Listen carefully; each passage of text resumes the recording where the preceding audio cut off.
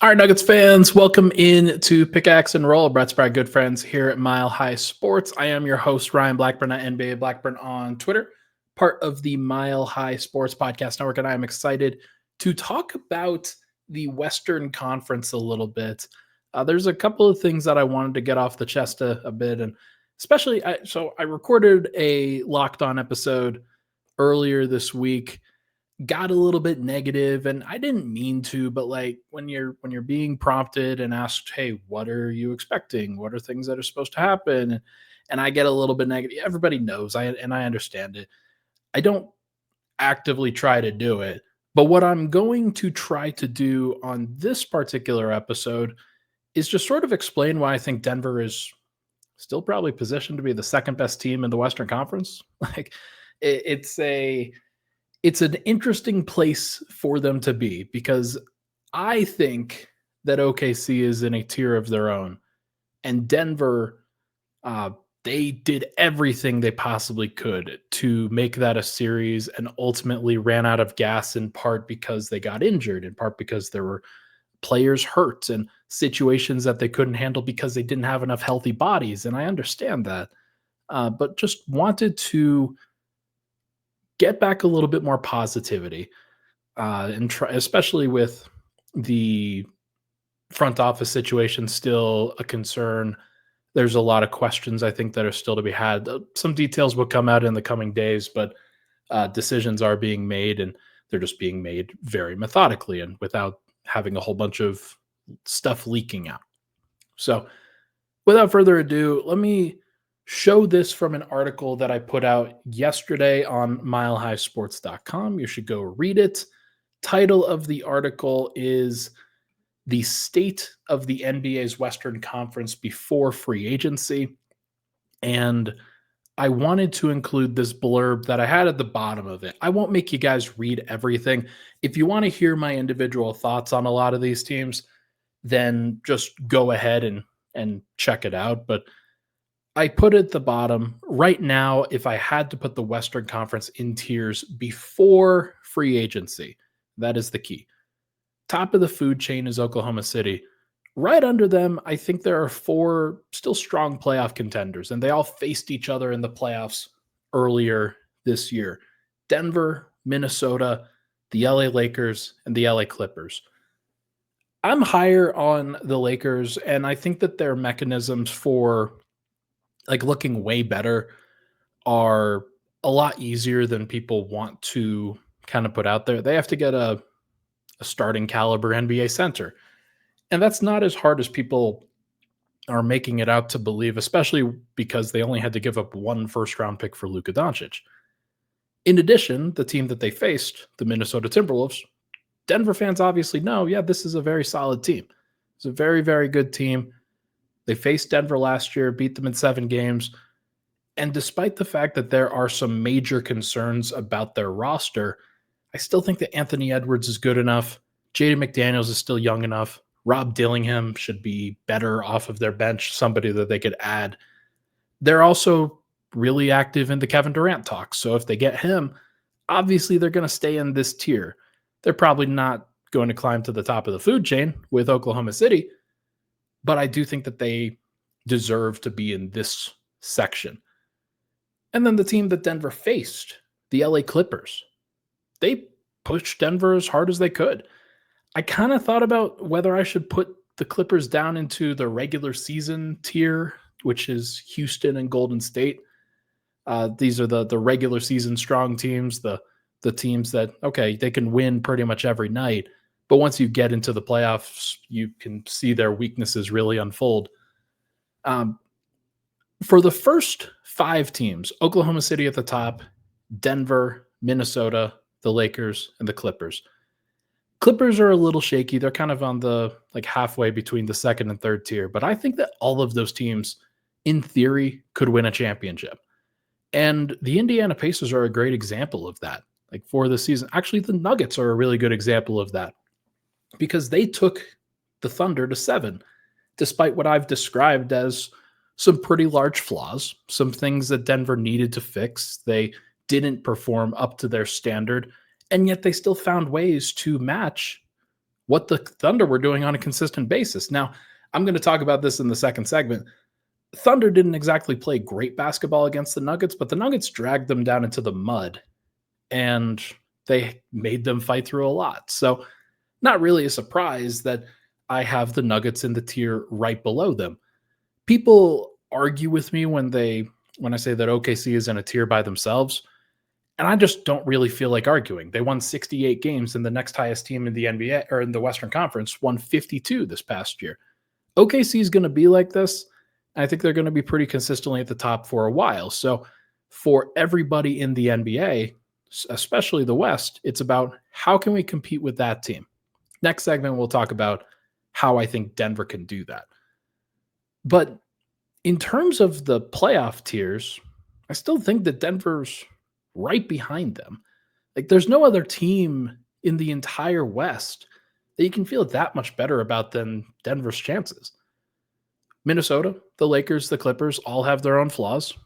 Minnesota could lose a center. The Lakers may not get a center. The Clippers still relying on Kawhi Leonard and James Harden, and Harden is a free agent this year. And we'll see what happens with them. Houston does have mechanisms to get better, but how fast they get better is a question mark. Golden State, they really don't have that many mechanisms to get better. They have a little bit more financial flexibility than a team like Denver. I think they can throw the mid-level exception out there at a player, but they may not be able to do that and sign Jonathan Kuminga. So they'll probably trade him, and they probably won't get that much back for him, and they'll probably sign somebody, but does it make them that much better? Like, they might win another 48 games, which they won this past year. Don't necessarily feel good about them. And then you go into the purgatory until proven otherwise tier. I think that all of these teams, except perhaps Portland and Phoenix, could talk themselves into getting into the playoff picture for the next season. San Antonio, Memphis, Dallas, Sacramento, Phoenix, and Portland. Those teams will look good and look bad from night to night. And in the Western Conference, like, the 13 seed was San Antonio. They had Victor Wembanyama go down for the second half of the season, but they still won 34 games. It's just not how it is in the Eastern Conference, where so many teams are sub 30, winning in the 20s, winning in the teens, that it's really difficult for any team in the Western Conference from a night-to-night basis. You have to show a baseline level of competitiveness, of competency. And Denver did show that, despite the fact that they had some blips. San Antonio, I think, is the best case, of course, to get out of that purgatory tier. Clearly, they could go get Kevin Durant in this offseason. I don't think that they will, but they could. They also have the second overall pick. They also have mechanisms to create cap space. They have mechanisms to trade for other players outside of Kevin Durant that may or may not fit them a little bit better. So San Antonio is going to be good if they get a full season of De'Aaron Fox, Victor Wembanyama, and year 2 of Stephon Castle. So we will see what they look like. But Memphis, they were the reason why I wanted to start having this conversation, because they kind of kicked off the trade market with Desmond Bane. Before that trade, I might have put them in the tier right above them, which is, yeah, you're a regular season strong team, but not really proven much in the playoffs. And we saw that against OKC. The way that Denver handled OKC versus the way that Memphis handled OKC was drastically different. And clearly, Denver showed how much more ready for the playoffs they were. And as a result, Memphis knew that they needed a pivot, so they decided to do so. But I just thought that this was an interesting conversation in terms of outlining that while I do have qualms, while I do have arguments, I consistently say to Matt Moore, my co-host over at Locked On, that I think that Denver is going to consistently be the 5th to 7th best team in the NBA. And that means that they have a chance to win a championship. There's no doubt about that. I'm not going to argue that in any way, shape, or form. I think that this past season, despite the fact that so many things went wrong, they still won 50 games, and they still had a chance in Game 7 in the second round against the best team in the league. So there is a whole bunch of reasons to be positive about the Nuggets. First and foremost, they have Nikola Jokic. Second, they know who they are. And that to me, I think, is a real important factor here. When people talk about playoff experience, championship pedigree, things like that, what they're really talking about is knowing who you are, what you do well, what your weaknesses are, and how to kind of hide those things and emphasize what you're great at.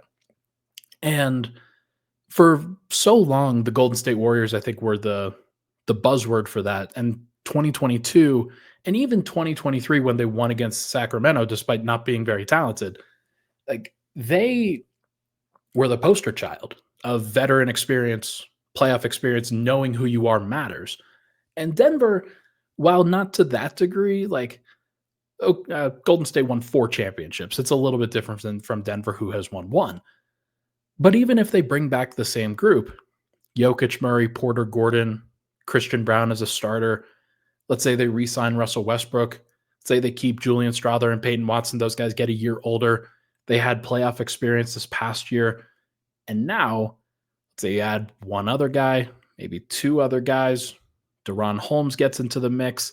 But for the most part, if you bring back the same group, you know who the Nuggets are going to be. The world knows who the Nuggets are going to be, for good and for ill. Because I do think that Denver's weaknesses are getting picked apart a little bit more than they did in years past, in large part because people know who Jokic is. They know who Murray is now. They know who Porter is now. They know who all of these players are. And they're understanding how to target those weaknesses a little bit more. But Denver also has seen everything. They've seen just about every. Now, they've never seen a defense quite like OKC. And yet they almost solved it. They were very close. And so it's just very important to keep that in perspective. And I need to keep reminding myself that too, because as somebody who's on multiple Nuggets shows, I do think my voice holds at least a little bit of weight in terms of, yeah, people are kind of taking their cues from me in terms of how to feel about certain things. I got to keep myself in check a little bit more because I still think that Denver's like the second or maybe third best team in the Western Conference for the most part. There are teams, and like this is an important kind of conversation starter because that's why I think that Denver needs to keep being aggressive. Because if they are not, some of these other teams like the Lakers, like the Clippers, like even Minnesota, if they go get Durant or other helpful pieces, they have an opportunity to pass Denver. They have an opportunity to get even better than they were before. And I just think that Denver needs to keep having that sense of urgency so that they can keep up in a league that is consistently changing and morphing and evolving and doing things to get better and like learning from all of these different things. Whereas Denver, I think, they really are kind of that tried and true team that years of old in the 2000s and the 1990s, even into the 2010s, like they're kind of a far cry from the player movement era, if you will. The last major trade that the Nuggets made, I wouldn't even call the KCP trade a major trade, but in terms of breaking up their core, changing out who the team roots for and who the fans root for on a consistent basis, the last major move they made was 4 years ago, over 4 years ago at this point. In the modern NBA, it's so different. So many fan bases and so many like ownerships and teams would be so impatient. And I think we're sort of reaching that point with the Nuggets. I'm kind of reaching that point in some ways. Like I think that Denver should be trying to evolve and get better, and maybe that changes the core four. But like if they don't do that, I at least know what their baseline is. I at least know what to expect from them on a consistent basis. You know that Jokic is going to put up a triple double or somewhere close to it. He's going to be an aggressive scorer. He's going to be an unbelievable passer. He's going to be up and down as a three-point shooter. This year it was way up. Previous years it was down. He's going to be dominant in many different ways. Jamal Murray is going to put up 21 and 6. We know that. We know that that's what to expect, like it or not. That's what he's going to be. I don't really see him being anything different from that, better or worse. Michael Porter, I think, is now at that stage where he's about 17, 18 points and 6 or 7 rebounds. He's not going to be a passer. He's not going to be a defender. Those are for other people. He is going to be a scorer. He's going to be a rebounder. He's going to be a spacer. That's who he is. Aaron Gordon, I think he's undergone the most metamorphosis of any of these players. Now, Jokic has evolved and gotten better because he's an all-time great, but Gordon has kind of evolved with him in terms of changing from the athletic, physical, actually more finesse in Orlando than he was in Denver. He's kind of turned it into a bash it out, but also finesse, like silky smooth scorer in a lot of ways. Also improved as a passer. And it's been very interesting to see that metamorphosis. But like for most teams and most players, those teams undergo way more extensive changes in the modern NBA. Like the Warriors are no longer who they were. They don't have Klay Thompson. They certainly don't have Kevin Durant. That's obviously long gone. But the version of them that they still get back to is the Steph and Draymond pick and roll. And for Jokic and Murray, it's still the Jokic Murray two-man game. And that will probably be what they continue to go to until the foreseeable future. And it's not the worst thing in the world. Like this is a tandem that won a championship. And while there are qualms, you know what the baseline is going to be. And having a good expectation and a fan base that can rely on that on a consistent basis probably does go overlooked at times in this discussion, especially for a team like the Nuggets that I know that expectations have completely escalated because of who Jokic is. But if you told Josh Kroenke and Stan Kroenke that during Nikola Jokic's prime, or not even his prime, during his first 10 years in the NBA, they would win one championship, they would go to the playoffs 7 years in a row, and that's what it is. 1920, 21, 22, 23, 24, 25. 7 years in a row. That's crazy. And that he would be I think a 6-time All-Star and a 5-time All-NBA and a 3-time MVP. And you only got out of you only missed getting out of the first round once. Like coming off of the George Karl years and then the Brian Shaw years, 10 years been an complete success, completely successful. It's just that the expectations have shifted. And I hope that while Jokic is the best player in the world, and he still is, I think everybody can see it, despite the fact that Shea's had some great games in the finals. I think everybody can still agree that Jokic is the best in the world. While he is still there, I hope the Nuggets don't sit on their laurels too much because he's not going to be like that all the time. And yet he'll continue to be paid like that even when he gets worse. That's how the salary cap works. That's how contracts work. And so the Nuggets will have to continue to be proactive as much as possible. And I don't think they're at that stage yet. And maybe that's fine. And maybe as I kind of outlined here, that's good enough. Like the Nuggets are still arguably the second best team in the Western Conference. And maybe that's enough. Because in the modern NBA, as the Indiana Pacers have showed, you don't have to be the best team in the conference in order to represent the conference when it's all said and done. You just have to make the most of what you got and be ready to capitalize if another team falters. Maybe next year the team that falters is the Oklahoma City Thunder.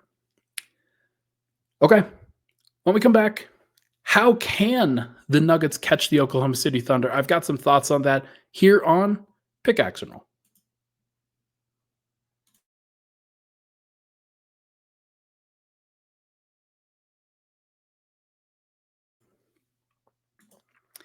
All right, we are back. Pickaxe and Roll. Thank you so much for tuning into the show. Hit that like button, hit that subscribe button. Would really, really appreciate it. Hope everybody is having a good summer. The Nuggets right now are still in kind of an interesting place. For those that didn't hear the news from yesterday, last night, I'm recording this on Monday night, so tonight, Tommy Balcetis is out as assistant general manager. That was reported actually by somebody online who I don't really know. I think Ari is his name.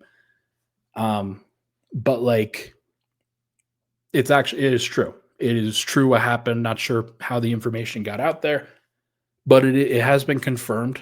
Tommy Balchettis, assistant general manager for the Nuggets, is not going to be back. And yet we still don't fully know what this restructuring is going to look like for Denver. And so that is going to take up some level of precedence, obviously, because it will be Tuesday. I'm waiting for an announcement any day now, and we'll be able to react to it. But it's 8 days away on Tuesday, June 17th. The draft is June 25th, and it will be very interesting to see who the Nuggets have running things at that point. Right now, everything's been Ben Tenzer as the interim general manager, but it's weird that he has held on to the interim tag for so long. Like, it is just weird. It's been over 2 months.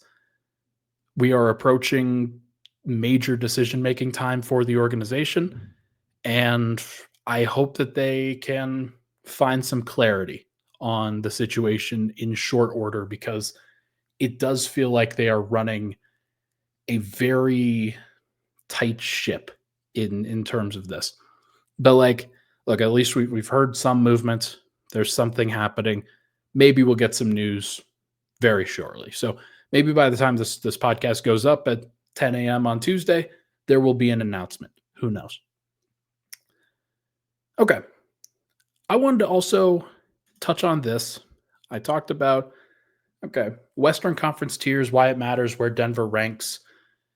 Second segment, let's talk about what the Nuggets need to catch Oklahoma City specifically. OKC, obviously, they've breezed through for the most part against these other teams. Against Memphis, they lost 0 games. Against Minnesota, they lost 1 game. Against Indiana, they've lost 2 games. And I think a lot of people were concerned, hey, is Indiana gonna steal this one? OKC looks like they are in control, up 3-2, but it's very possible that they lose game 6, and then you've got a game 7 at home, kind of like in the Nuggets series where Denver took 3 games off of OKC. It was very impressive that they did. Ultimately, Denver still ran out of gas, partially because of injury, partially because OKC just had more answers than Denver did later in that series. So what do the Nuggets need to catch OKC? How can they do it? What are they going to look like? For what it's worth, I would expect OKC to mostly look the same coming back. They don't have a lot of major free agents. Big Jalen Williams, their Arkansas big man, who isn't really playing that much in the playoffs. He is not he's a free agent. He's somebody that I would expect probably walks in free agency. He probably gets at least the taxpayer mid-level. Maybe Denver should be the team that gives up the taxpayer mid-level to try to get him. That would be an interesting backup for Denver. But beyond that, they've got 2 first-round picks. They've got some other players off the bench, Ousmane Dieng, AJ Mitchell, Isaiah Joe. Pick a guy who hasn't really played that much, Kenrich Williams, for example. They love all these guys, but they have so many assets coming in that it wouldn't surprise me if they tried to do a consolidation trade. The name Cam Johnson keeps coming up with them, and it just wouldn't surprise me if they tried to do some sort of rotational upgrade for their squad. What that looks like, I don't know, but Cam Johnson is the kind of player that you could expect them to target, some wing or forward shooter that's maybe a little bit better than Isaiah Joe, who's not really playing that much in this series, despite the fact that Isaiah Joe might play for Denver.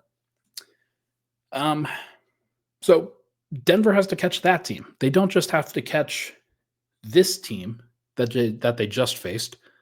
They're going to have to catch the OKC that gets better in the offseason, or at least has the potential to get better in this offseason. So let's look back to the series, at least a little bit. Where did Denver struggle the most in that series? I laid out a few things. Obviously, Michael Porter's injury certainly hurt things. But the thing that I think stands out the most in a series against OKC, and it's going to be why OKC probably wins the title, is turnover margin. In 7 games, OKC had 46 fewer turnovers than Denver did. Denver had, I believe, over 120. OKC was in the 70s, somewhere around there. And so they're averaging 10, 11 turnovers per game. Denver's closer. If you do the math, 120 divided by 7, what was that, 18?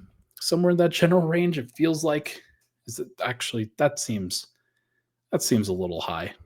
It's closer to 15. Either way, actually, I think it is closer to like 15 or 16. Denver's turning the ball over on average 5 more times than OKC is. Part of that is because of the system that they run. Part of that is because Jokic had a lot of turnovers. Russell Westbrook had a lot of turnovers. Those guys didn't necessarily handle the ball well. Jamal Murray had a lot of turnovers in that particular series, which that shouldn't really surprise everyone because Lou Dort is a pest. Alex Caruso's insane. And they've got some of the best hands in the entire NBA. Get away with a lot of physicality, but the turnover problem was definitely a thing for Denver. They have to figure it out. It's a requirement. That's the thing that OKC does the best. If you can neutralize that, then you have something. And so it's why David Adelman at his introduction presser was talking about we have to be a better execution team. It's for those reasons. Denver wasn't executing well enough. 31% from 3 shooting as a team. I think it was 31.4%. That is not a good enough number. Obviously, OKC shot 32% from 3, so they weren't that much better. I want to highlight the J-Dub, Jalen Williams, the wing who just had 40-plus in the finals, was horrible in the Nuggets series. I don't think he's going to be horrible next year. I don't think that there's any world where he is that bad next year. Aaron Gordon did a pretty good job guarding him. Christian Brown, when he switched onto him, did a pretty good job. Michael Porter was bad guarding him, but honestly, J-Dub didn't necessarily punish that matchup. Like Russell Westbrook did a pretty good job. Jamal Murray, when switched onto him, was okay. But for the most part, I thought Denver handled that specifically well. Jokic honestly handled that pretty well. He did some good things to kind of confuse him a little bit. Again, though, that's something that as a young team, the playoff experience, the knowledge, the experience going up against certain players, J-Dub will be better in a future Nuggets series. So the Nuggets will have to have other guys that can match that. One player who could do so is Peyton Watson, but not if he has a 39.7% true shooting like he did in this past series. The 3 guys that were abnormally bad from an efficiency standpoint, shooting-wise in this series for Denver: Michael Porter, 42.2% true shooting.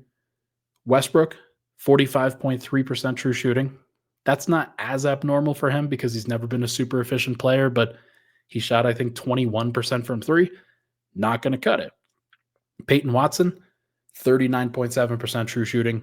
Just can't cut it. His minutes were not effective in this series, frankly, for much of the playoffs. He had some good moments. He had some good individual play. He actually shot the ball reasonably well from a 3-point percentage, I thought. Let me just confirm that real quick.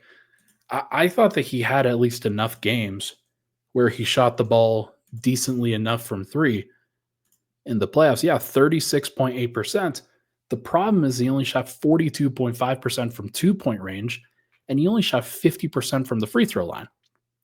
It's obviously not going to cut it. It's a small sample size. He'll probably get better. He's obviously been a very raw offensive player for a long time.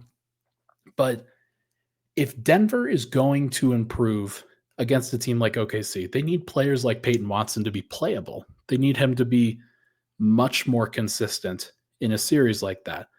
If I go to his game logs for the playoffs, here are his plus minuses. -22, -9, +7, -6, -3, -10, -27. So one positive plus-minus game from Peyton Watson. That's just not good enough. He has to have more of a positive impact than that. And he only had one game where he made more than 2 shots. He only had 2 games where he made more than one.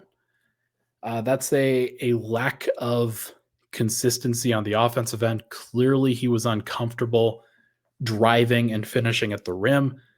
The size and athleticism that OKC threw out there, I think it probably surprised him at least a little bit. And so that is a nice through line for Denver that they're going to have to improve.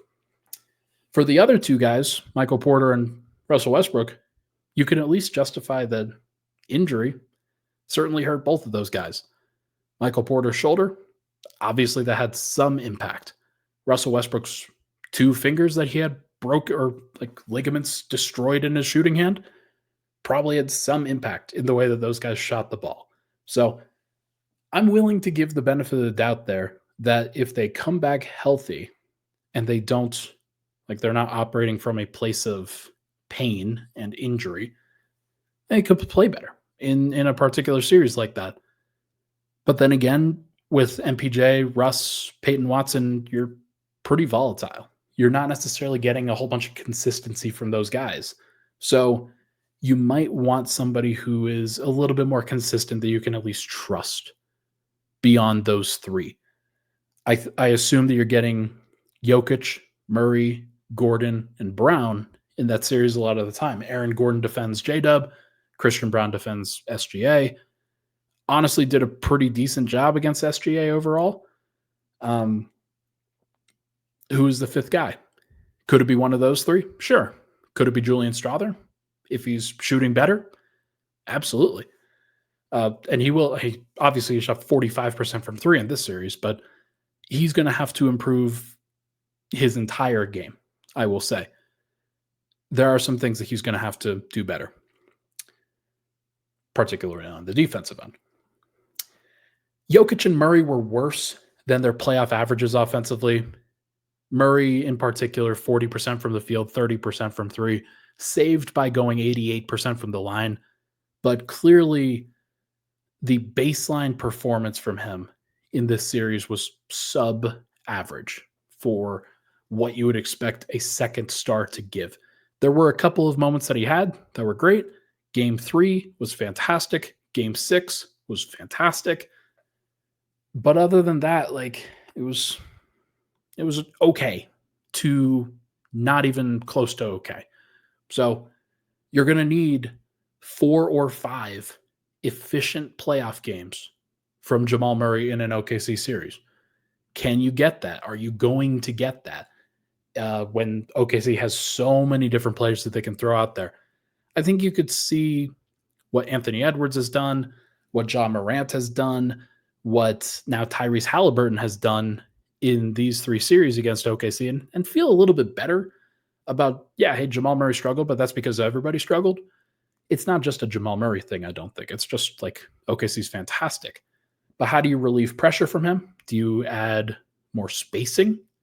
Do you add a secondary ball handler?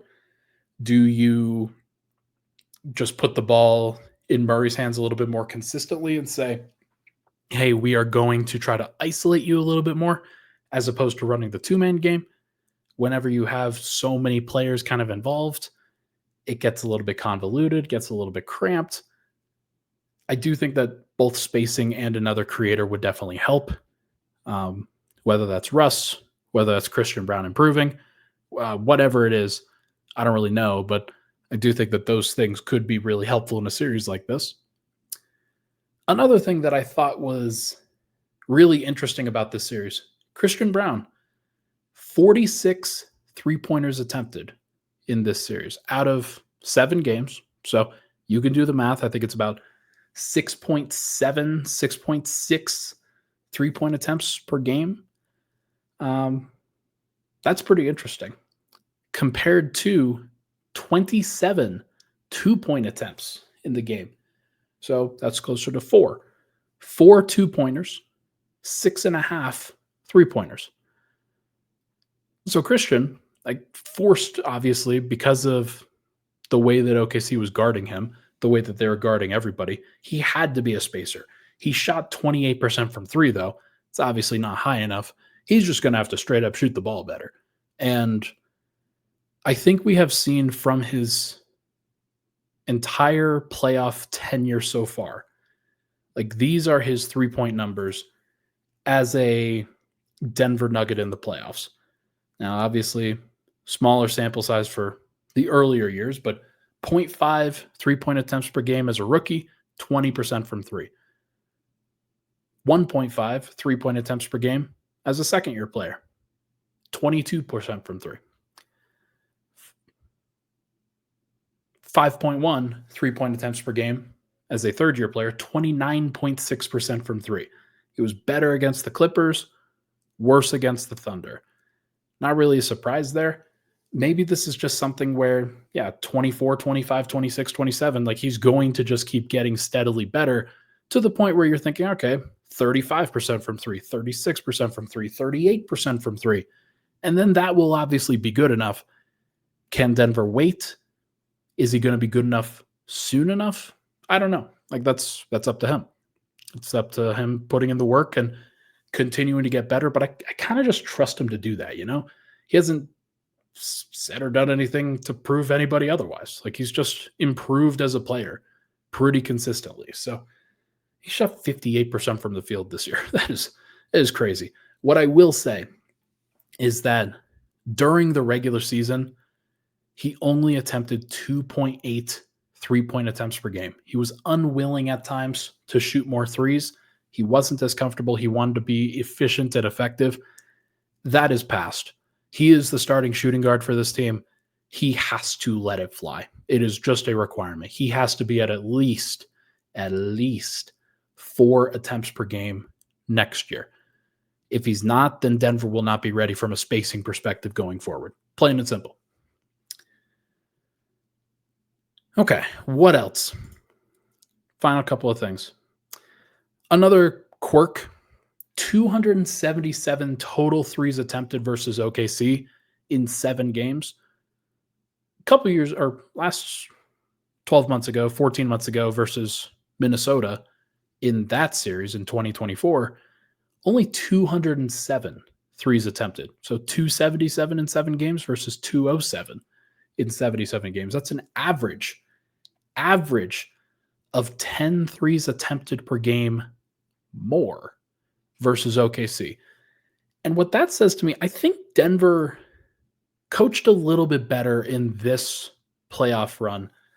They did the things that they needed to do to space the floor, took the shots that they needed to take to be a little bit more effective, a little bit more efficient, space the defense out a little bit more. A lot of that is Jokic. He just attempted more shots from three.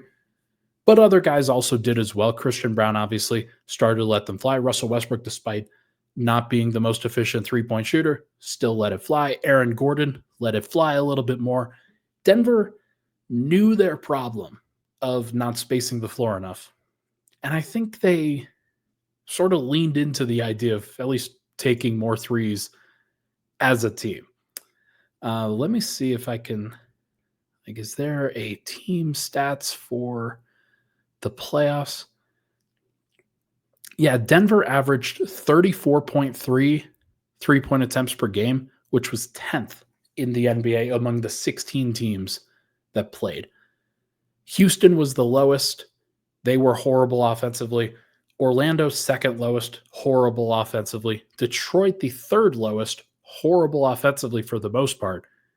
And then New York. So Denver, I think, learned some things about taking more shots and just spacing the floor and biting the bullet, doing the things that they have to do as a spacing team. Of course, it will benefit them if they continue to add more accurate 3-point shooters. That will absolutely help them.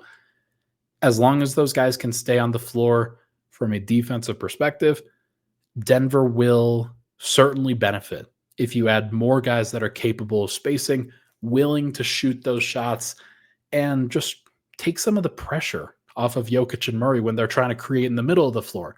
If they get into the teeth of the defense and the defense collapses and you've got a weak side that is wide open, that player has to be able to shoot with confidence. And so adding more players that can do that and do it quickly, that'll help. To me, it kind of comes down to, because Denver can only add maybe one of those guys. They're not going to really change who they are unless they make a major change to their core four. So Denver will benefit from kind of taking a more modern approach. I think that David Adelman will continue to push them to do that. Guys like Julian Strother will help with that. Christian Brown will get better. Peyton Watson, I think, will get better. It comes down, though, to whether you trust Jokic, Murray, and Denver's playmakers in the middle of the floor to be better and more precise next time around versus the OKC defense. I think that they will be. What's great about Denver is that they download information. Jokic does this specifically. You think he's going to be that surprised by the OKC defense going forward? You don't think he's going to think back about the way that Alex Caruso guarded him in Game 7 of that series, really denied him the ball as much as possible? He had to face this ball denial defense more so this year than any year ever. And maybe more than anybody has ever been guarded as a big man. Teams were so afraid of allowing him to get the ball in the middle of the floor that they compromised their entire defense, chunked it up just so that they could deny Jokic. We saw that throughout the regular season. I think the Jokic will be better at handling that next year. The Nuggets will be better at handling that next year. And it's just about being able to capitalize and compromise and get another good shot. You don't have to be great. You just have to be good enough. And you have to have players that are willing and able to settle for that and can do it on a consistent basis. So we'll see what happens, but I do think that there is a world where Denver learns from this experience, gets a little bit better, and they don't even have to change that much for it. It's just about downloading the information, understanding what it's going to take, and then executing a little bit better this time around. So that's me being positive, folks, doing my best. I am, trying to turn over a new leaf. Actually, no, that's definitely not what's happening, but I am trying. So I hope you enjoyed. Thank you for tuning into the show. We're going to be done here. I will probably be back on Thursday unless there is some news that breaks, and then I'll obviously record an additional episode and we can react and talk about that relatively soon. Quick question for those on the YouTube side of things. Do you miss me going live on here? I don't think it's that necessary, but if you want me to start going live again, I can. I might have to change my recording time, my upload time, because I want to use the mornings for myself and not necessarily for work. But hey, we will see what happens, and I'm excited to get it done this offseason. That is going to do it for this episode of Pickaxe and Roll, everybody. Thank you so much for tuning into the show. Hit that like button, hit that subscribe button on the way out. 5-star reviews on the audio side of things would be great. Thank you so much. I will talk to you guys very soon.